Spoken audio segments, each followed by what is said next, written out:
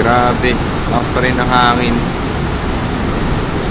And we're still being pounded by heavy winds and heavy winds.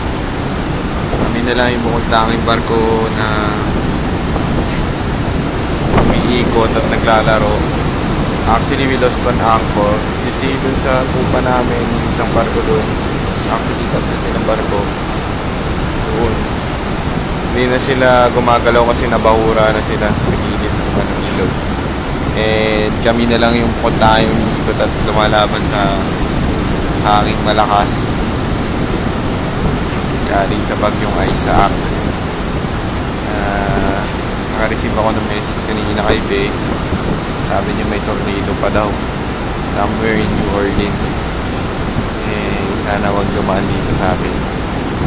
Super catastrophic. Standby yung makina every now and then na nag-stop sila para hindi maputol yung isang angkla dahil for sure pag naano kami dito malamang mabahura kami walang angkla. Lakas ng hangin. Ewan ko, nakikita yung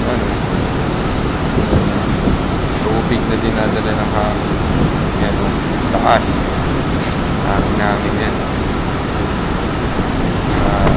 Pero yan, yung ilaw namin gumagalaw.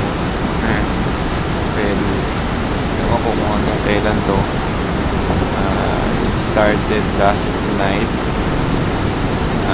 And ngayon, extended ang duty ko. Tumba-tumba kami. 12 to 6 na ako ngayon. Sama ko si segundo makinista. Mamaya 6 to 12 naman si PJ at saka sa 4. Yun lang siguro muna. Off.